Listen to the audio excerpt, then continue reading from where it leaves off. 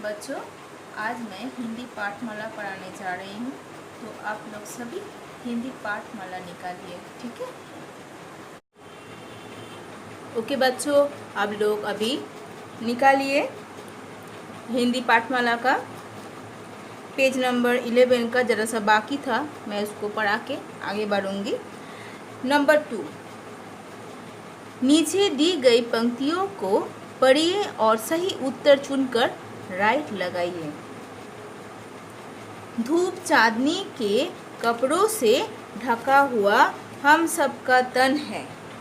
हम हैं एक विश्व के तारे, हम हैं सूरज चांद सितारे। ये जो कविता है, ये जो पंक्तियाँ हैं, इसमें कुछ छोटा छोटा प्रश्न दिया है, उसका उत्तर भी दिया है। आपको सही को टिक लगाना है, ठीक है, चुनकर टिक लगाना है। क, किसके कपड़ों से सबका तन ढका है? बोलिए तो, रेशम के, तारों के और धूप चांदनी के। तो ये क्या होगा? धूप चांदनी के। देखिए, मैं उसी को लिखी हूँ यहाँ। किसके कपड़ों से सबका तन ढका है? रेशम के, तारों के, धूप चांदनी के। तो आप टिक कीजिए धूप चांदनी के। उसके बाद तन से मिलता जुलता तुक वाला शब्द। नेक्स्ट पेज में आप लोग चल जाइए, देखिए दिया है ख, तन से मिलता जुलता तुक वाला शब्द कौन सा है? तन, धन। धन में टिक लगाइए। ग, विश्व का समानार्थी शब्द कौन सा है? क्षेत्र, राज्य, दुनिया। दुनिया तो लगाइए। तन से मिलता जुलता तुक वाला शब्द कौन सा है? धन। विश्व का समानार्थी शब्द कौन सा है? दुनिया। हो गया। अभी नंबर 3। नंबर 3 में आप लोग चल जाइए।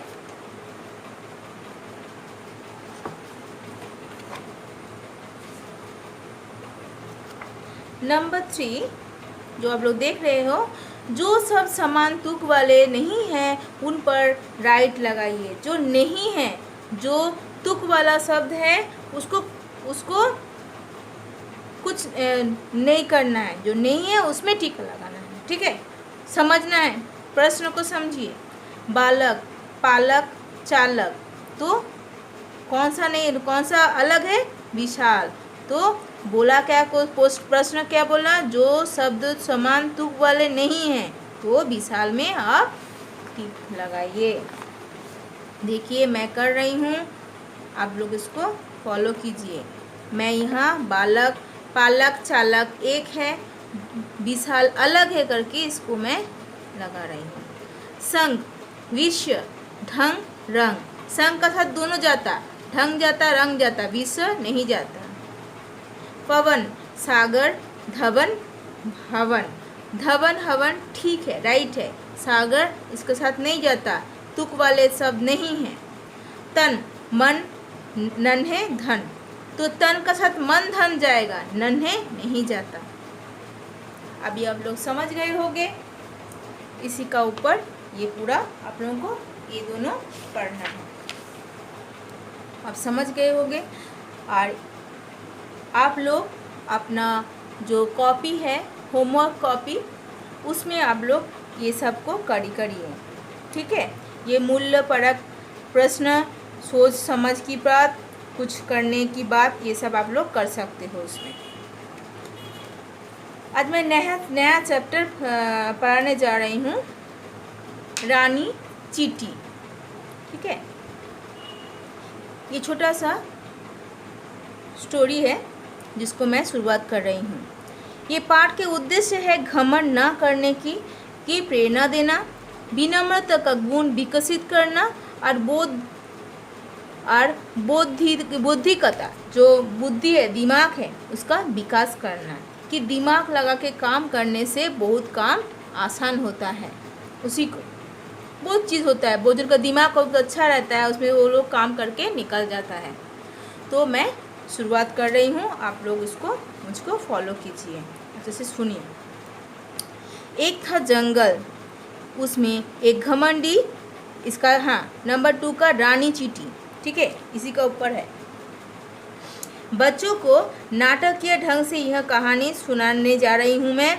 और एक छोटी चींटी जो रानी है उसी का और ये जंगल का कहानी का ऊपर लिखा गया है। एक था जंगल, उसमें एक घमंडी शेर रहता था। आप लोग देख ही रहे हो चित्र में, घमंडी शेर है जो किंग है, राजा है, जंगल का राजा। शेर को अपने बल पर बहुत घमंड था, अपना शक्ति पे उसका बहुत घमंड था। वह सभी को अपने से छोटे समझता था, सबको छोटे समझता था, जबकि हाथी सबसे बड़ा है पर किसी को अपने लायक नहीं समझता था। एक दिन उसने घोषणा करवाई कि सभी लोग उसे आकर प्रणाम करें। सादर प्रणाम करना है। सभी को घोषित किया, मैं राजा हूँ, सभी मेरा पास आओ और मुझे अच्छा से सुंदर से प्रणाम करो, ठीक है। घमंड है, चलो सब। अगले दिन एक एक करके सभी जानवर शेर महाराज को प्रणाम करने आया। सबको पता चला, सब आया। शेर ने इधर उधर देखा और बोला, अरे चिटिया नहीं आई अभी तक। तो वो देखा सब आया, कोई बात नहीं है, जंगल में कोई जंतु जानवर कोई बाकी नहीं है, सब आया। तो वो बोला, अरे चिटिया नहीं आई अभी तक।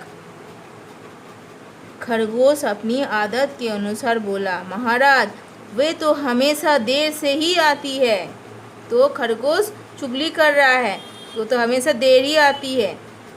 लोमड़ी बोली, जल्दी पहुंचना उनके बस की बात नहीं है।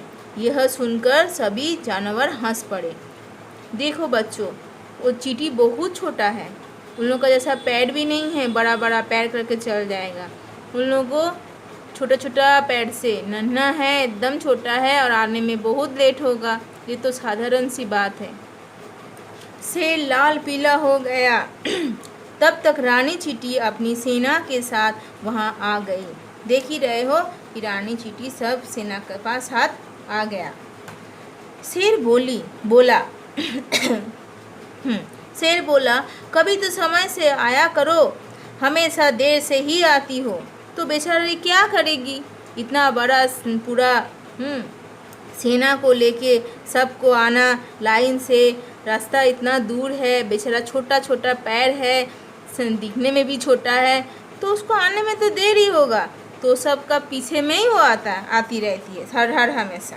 रानी चींटी बोली, महाराज रास्ते में बारिश का पानी भरा हुआ था, इसलिए हमें आने में थोड़ी सी देर हो गई। तो उसको अपना जो समस्या है और महाराज को मतलब शेर को सुनाया और उसका प्रॉब्लम वो बोला, समस्या बोला कि रास्ते में पानी था, इसके कारण हमको लेट हो गया, आने में देर हो गया, ठीक है। पेज 40। अब शेर का गुस्सा बढ़ गया, ठीक है। अपने आप आओ देखा ना ताव बोला। वो क्या कर रहा है, कुछ तरफ से नहीं देख रहा है। बोला, एक तो देर से आती हो, ऊपर से मेरे सामने जवाब देती हो, चुप हो जाओ वरना अभी जान से मार डालूंगा। अपने आप घमंड से वो बोल रहा है कि तुम ऐसे देर से आते हो, गुस्सा बहुत बढ़ गया है और अपने आप को बहुत घमंड दिखा के वो बोल रहा है, एक तो देर से आते हो, उसके बाद जवाब देते हो मेरा मुंह का ऊपर, चुप हो जाओ वरना अभी जान से मार डालूंगा। तो रानी चींटी यह सब देखकर परेशान हो गई। वो सोचने लगी कि क्या करे, कि राजा किंग ऐसा बोलेगा तो क्या होगा। तभी उसे एक उपाय सूझा। वो तुरंत अपने मित्र कन खजूरे के पास गई और धीरे से उसके कान में जाकर कुछ कहा। तो रानी को भी, चींटी रानी को भी जरा गुस्सा आ गया कि हम इतना छोटा है, इतना दूर से मैं रिस्पेक्ट करके इतना दूर से मैं आ रही हूँ और मुझे ऐसा दुख दे रहा है। मैं आके सम्मान देने के लिए आई हूँ, मेरा रास्ता का जो परेशानी मैं बोला, तभी भी मेरे साथ व्यवहार जो बिहेवियर वो अच्छा नहीं किया, ठीक है। सुन लिया। हाँ, दोनों ने एक योजना बनाई और मंद मंद मुस्कुराने लगे। दोनों ने अच्छा से एक तो कुछ योजना बनाया कि और मन मन में हंसा, रुको तुमको कुछ करना है। उधर शेर भोजन करके विश्राम करने लगा। खाया बहुत, विश्राम में गया। कुछ ही देर में उसे नींद आ गई। कुछ देर के बाद वो सो गया। कौन? शेर। कान खजूरा चुपके से शेर के कान में घुस गया। कान खजूरा क्या किया? चुप चुप के आके उसका कान का अंदर घुस गया। उसने शेर के कान में जोर से काटा। अब तो शेर परेशान हो गया और दर्द से तड़प उठा। सचमुच का कोई भी कीड़ा काटने से दर्द होगा, उसको कान का अंदर काटा बोलने से। ओहो, वो तो एकदम नरम जगह रहता ना। वह इधर उधर उछलने लगा पर किसी भी तरह दर्द कम नहीं हुआ। देखो, उछल रहा, कूद रहा, बेहद परेशान, रो लिया, ऐसा हो गया, आँख से आंसू आ गया उसका। इतने में जंगल में हाँ, दर्द नहीं कम हुआ। ठीक है, इतने में जंगल के सभी जानवर भी वहाँ आ गए। देखो, सभी आ गया देखने कि महाराज का क्या हुआ। शेर के कान का दर्द बढ़ता ही जा रहा था। सभी जानवर चुपचाप खड़े थे पर वे शेर की कोई मदद नहीं कर पा रहे थे। कैसे करेगा? उसका कान का अंदर में हुआ है, कौन उसको ये करेगा? और उस टाइम में शेर ऐसा गुस्सा है, आँख से आंसू आ रहा है, तकलीफ हो रहा है, वो एकदम परेशान है। हाथी बोला, महाराज, मुझे लगता है कि आपके कान में कोई कीड़ा घुस गया। तभी हाथी बोला, लगता है आपका कान में कुछ घुसा है, इसके कारण आपको कष्ट हो रहा है, तकलीफ पहुंच रहा है आपको। इसी कारण के लिए आप रानी चींटी को बुलवाइए, अभी आपकी मदद कर सकती है। वही आपकी क्या करेगा? मदद कर सकती। कुछ छोटी है और कान का अंदर वही जा सकती है, तो आप उसको बुलाइए, देखिए वो कुछ कर सकते। तो शेर ने रानी चींटी को संदेश भेजा, तुरंत जाओ तुम लोग। थोड़ी देर में ही रानी चींटी अपनी सेना के साथ शेर की गुफा में पहुंच गई। शेर कहाँ रहता? गुफा में रहता। शेर ने कहा, मेरे कान में बहुत तेज दर्द है, कृपया मेरी मदद करो। मेरा कान में बहुत तेज दर्द है, कृपया मुझे मदद करो। रानी चींटी धीरे से मुस्कुराई और शेर के कान पर चढ़ गई। वो हल्का से मुस्कुराई। उसको तो अब कुछ पता है, वो लोग तो वही तो सब मिल के किया ना ये काम, तो उसको अच्छा से पता है। तो मुस्कुराई और शेर के कान पर चढ़ गई। वहाँ पहुंचकर उसने कान खजूरे को आवाज़ लगाई, तो धन्यवाद मित्र, अब तुम बाहर आ सकते हो। चींटी उसको बुला के बाहर बुला लिया। रानी चींटी की आवाज़ सुनकर कान खजूरा झटपट बाहर आ गया।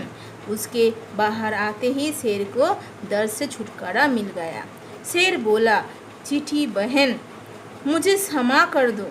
माफ़ी मांग रहा है उल्टा। कौन? शेर, जो बहुत घमंड में रहता है।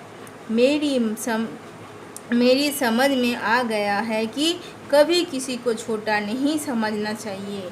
हम जितना भी महाराज है, पर इस समय में वो तो मर ही जाता था ना दर्द से, तो मैं मरने से बच गया। यह देखकर रानी चींटी मुस्कुराती हुई वहाँ से चली गई। इस प्रकार एक नन्हे से कान खजूरे और चींटी ने शेर का घमंड चूर चूर कर दिया।